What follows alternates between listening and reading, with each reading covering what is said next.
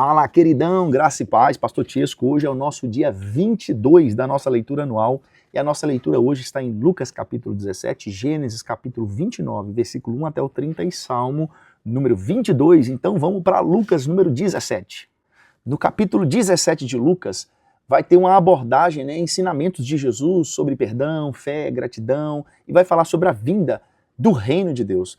Do versículo 1 até o versículo 6 vai falar de alguns tropeços sobre perdão e vai falar sobre fé, porque Jesus ele alerta que tropeços e ofensas são inevitáveis, mas ele condena aqueles que causam esses tropeços, especialmente aos pequeninos. Jesus vai falar assim, os escândalos vão vir, mas ai daquele por qual vem o escândalo. Então, ele ensina sobre a importância de perdoar continuamente. Ele fala assim, mesmo que a pessoa ela peque várias vezes no dia, mas se ela voltar todas as vezes arrependida, nós devemos perdoar todas essas vezes. E os discípulos, ao ouvir isso, esse ensinamento de Jesus, eles pedem que o Senhor aumente a fé deles. Aí Jesus responde que aquele que tem a fé do tamanho de um grão de mostarda, ele pode realizar coisas grandíssimas. No versículo 1, quando fala assim desses tropeços, que essa palavra na verdade não é tropeço, ela na minha tradução está escândalo, ela vem de uma palavra grega, não sei se a pronúncia é escandalon, mas ela se refere ao quê? A armadilha, ou algo que faz alguém cair. Então Jesus está falando desse tipo de escândalo. Agora do versículo 7 até o versículo 10, Jesus vai ensinar que quando os discípulos eles fazem aquilo que é ordenado, eles não devem pensar que eles fizeram algo extraordinário. Jesus ele faz a analogia de um servo que cumpriu suas tarefas e que não deveria esperar reconhecimento especial porque ele só fez aquilo que ele deveria fazer. Então Jesus ensina isso do versículo 7 até o versículo 10. E no versículo 10, quando fala assim, somos servos inúteis, a palavra inútil aqui não quer significar sem valor, mas sim não merecedores de recompensa. Não é que a gente é inútil, a gente não merece a recompensa. Então o ponto aqui é destacar a humildade e a obediência no serviço do servo. Agora do versículo 11 até o versículo 19 vai falar sobre a cura dos 10 leprosos e a gratidão de um deles. 10 leprosos, eles pedem a Jesus por misericórdia e eles são curados, enquanto obedecem à ordem que Jesus deu. Jesus falou assim, vai e se apresentem aos sacerdotes. E com isso Jesus curou todos, porém apenas um retornou para agradecer a Jesus e glorificar o nome de Deus. Jesus perguntou para esse um, por que foram 10? Por que só um voltou? Aí Jesus vai falar que a fé daquele leproso que voltou o salvou.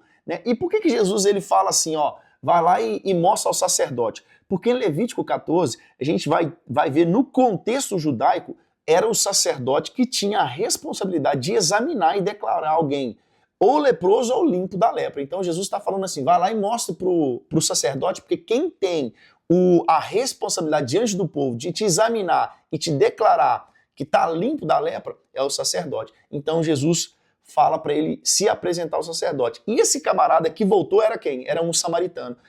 O samaritano, nós já falamos disso para trás, mas ele era visto como um estrangeiro que era impuro pelos judeus. Os judeus não se davam com o samaritano, mas ele foi o único que voltou e demonstrou gratidão àquilo que Jesus fez por ele. Aí no versículo 20 até o versículo 34, agora Jesus vai falar sobre a vinda do Filho de Deus. Os fariseus, eles perguntam a Jesus sobre o reino de Deus. E Jesus explica que o reino de Deus não vem com sinais visíveis, que o reino de Deus já está no meio deles. Então, aos discípulos, Jesus vai falar do dia do Filho do Homem. Jesus compara nesse grande dia aos dias de Noé e Ló, onde as pessoas estavam distraídas, vivendo as suas vidas no cotidiano, e eles foram surpreendidos pelo julgamento de Deus. Então, Jesus vai advertir a importância de não olhar para trás e se apegar nas coisas desse mundo, assim como a mulher de Ló ela fez, olhando para trás. Então Jesus vai concluir com um alerta de uma separação que vai acontecer no dia do reino, porque uns serão levados e outros deixados. Quando vemos referência o reino de Deus está entre vós, no versículo 21, isso refere-se ao quê? À presença de Jesus e ao início, de fato, do reino de Deus através de Jesus. E quando fala aqui que as pessoas, os dias de Noé, as pessoas vão estar como no dia de Noé e de Ló. Esses exemplos mostram que as pessoas estavam desatentas, vivendo as suas vidas, não estavam se importando com aquilo que Deus estava fazendo, até que veio o julgamento e pegou todos eles. Aí no versículo 37, termina com uma frase até meio pesada, fala assim, onde houver um cadáver, aí se ajuntarão os abutres. Isso aqui é uma metáfora que está sendo usada, que pode significar o quê? Que o julgamento será inevitável e visível, então assim como os abutres, eles cercam o cadáver, assim também vai ser visível e inevitável o dia do Senhor. Agora nós vamos para Gênesis capítulo 29. Agora em Gênesis capítulo 29, esse trecho vai narrar a chegada de Jacó à casa de Labão e o encontro de Jacó com Raquel. E vai falar também do acordo de trabalho que Jacó ele faz com Labão, e Jacó ele é enganado pelo seu sogro e ele recebe Lia como esposa ao invés de Raquel. Então no versículo 1 até o versículo 14 vai falar de Jacó encontrando Raquel. Jacó ele segue para a terra dos filhos do Oriente, né, e ele chega a um poço onde encontra pastores cuidando de suas ovelhas. Então ele pergunta sobre Labão para aqueles pastores, né? E ele é informado de que a filha de Labão, Raquel, estava chegando ali com o rebanho. Então, quando Jacó ele vê Raquel, ele ajuda a dar águas às ovelhas. A Bíblia fala que ele beija Raquel e ele chora, né? E ele se emociona ali encontrando Raquel. Então, ele fala com Raquel que eles são famílias, né? Então, Jacó ele é recebido agora na casa de Labão e ele fica lá por um mês. E assim, uma curiosidade é que os poços, né, eles eram pontos de encontro importante na cultura bíblica, né? Tanto que vocês lembram que Raquel ela foi encontrada por o servo de Abraão onde? No poço também. Então agora Jacó ele vai encontrar Raquel, né, também no poço. E a questão do beijo e do choro, o beijo era um gesto cultural, né, de saudação. Já o choro de Jacó vai refletir talvez a emoção de encontrar sua família e talvez já entender a providência de Deus. E agora do versículo 15 até o versículo 20, Labão oferece a Jacó um salário pelo trabalho que ele fazia, né? Labão falou assim, você não vai trabalhar de graça para mim, né? Só porque nós somos família. Qual que é o seu preço do seu trabalho? Então Jacó, ele se apaixonou por Raquel e ele propõe trabalhar 7 anos para casar com Raquel. Então Labão, ele concorda e Jacó trabalha 7 anos para poder casar com Raquel, e a Bíblia vai dizer que pareceram esses 7 anos como poucos dias de tanto amor que ele tinha por Raquel. E assim, às vezes a gente fica curioso, né, como que ele oferece 7 anos de trabalho, porque naquela época era comum, né, pagar um preço de noiva, né, era o dote para poder casar. Como Jacó ele não tinha bens materiais, então ele ofereceu o quê? Mão de obra, ele ofereceu trabalho ao invés de dinheiro. E agora, a partir do versículo 21 até o 30, nós vamos ver aqui o momento em que Labão ele engana Jacó. Né? Após 7 anos, que era o combinado, Jacó trabalhar 7 anos para poder casar com Raquel, Jacó fala com Labão, Labão, trabalhei o combinado, 7 anos, me dá agora Raquel, porque eu quero casar com ela. Então, Labão ele prepara toda a festa de casamento, mas na noite de núpcias, ele entrega Lia, ao invés de entregar Raquel. Então, aí Jacó ele tem uma noite de núpcias com Lia. Algumas traduções vai estar Leia. Ele teve uma noite de núpcias com Lia e na manhã seguinte, quando Jacó ele acorda, ele descobre o engano, ele vai lá confrontar o sogro Labão, né? Aí Labão vai falar assim, Jacó, na nossa região, eu não posso pegar a filha mais nova e casar ela antes da mais velha. Com isso, Labão faz uma nova proposta para Jacó e fala assim, trabalhe mais 7 anos agora, por Raquel. Você vai terminar, ó, termina essa semana aí a festa de casamento. Eu já te dei Lia, após essa semana de casamento eu já te dou Raquel. Você vai casar com Raquel agora, mas você vai trabalhar ainda mais 7 anos por ela, para me pagar.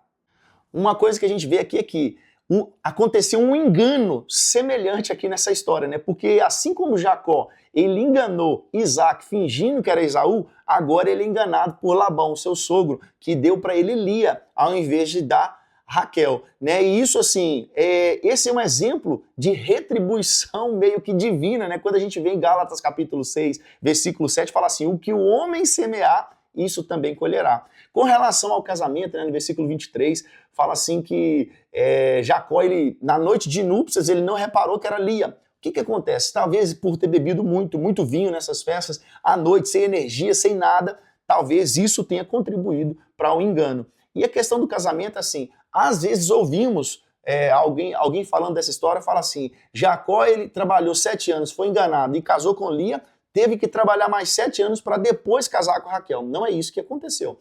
Ele trabalhou 7 anos e foi enganado e casou com Lia, outras traduções, Leia, e logo após uma semana que durava o casamento, naquela semana mesmo, no final da semana, Labão já te deu Raquel também. Só que deu Raquel na condição que ele trabalhasse mais 7 anos para pagar por Raquel. Mas só que ele já casou com a Raquel também naquela semana. Então ele teve as duas na mesma semana. Porém, ele teve que trabalhar mais 7 anos para pagar por Raquel. Agora nós vamos para Salmo número 22. Agora no Salmo número 22, ele é um salmo de Davi e ele é um dos textos mais proféticos do Antigo Testamento porque ele aponta para o sofrimento do Messias e a sua eventual vitória após o sofrimento. Ele começa com um clamor de desespero e termina com triunfo, né? Vai destacar a fidelidade de Deus, mesmo em meio a tempos de angústia. Do verso 1 até o verso 11, nós vemos aqui um clamor de desamparo, né? Porque o salmista ele expressa o sentimento de abandono, né? Porque ele diz assim: meu Deus, por que me desamparaste? Né? Ele sente que Deus está distante, né? Mesmo quando ele clama dia e noite, é como se Deus não ouvisse isso. E apesar disso, Davi reconhece que Deus ele é santo e tem sido fiel ao seu povo no passado.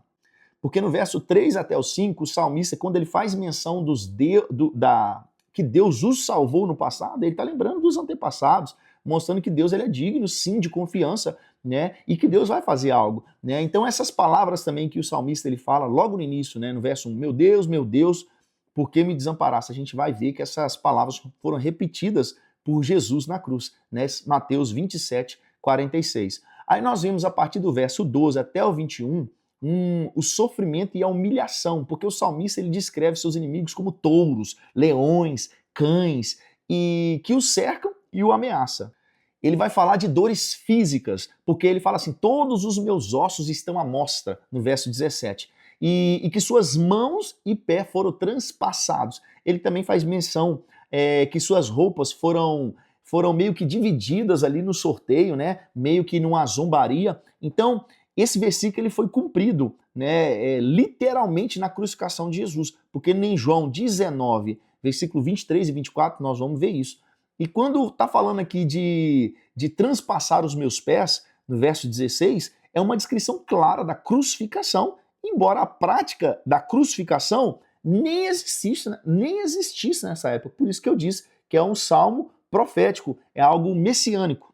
A gente vê algo curioso que no verso 21, algumas traduções vão traduzir como touro e outras traduções vão traduzir como unicórnio, mas a mais usada é touro. Né? A partir do verso 22 até o verso 31, o salmista meio que muda o tom, passando de desespero para o louvor, porque ele declara que Deus ouviu sua oração. Né? Ele promete anunciar o nome de Deus nas congregações e louvar pela sua fidelidade. A vitória de Deus, né, o salmista vai falar aqui que ela será proclamada em todas as nações, inclusive nas gerações futuras. Quando o salmista, no verso 22, ele fala assim, eu proclamarei o teu nome aos meus irmãos. Esse verso, ele é citado em Hebreus capítulo 2, 12, e isso está se referindo a Jesus. Né? Quando no verso 26 ele também fala assim, os pobres comerão e se fartarão. Isso reflete ao cuidado de Deus por todos, especialmente aqueles que são necessitados. No verso 27, quando ele fala que todas as famílias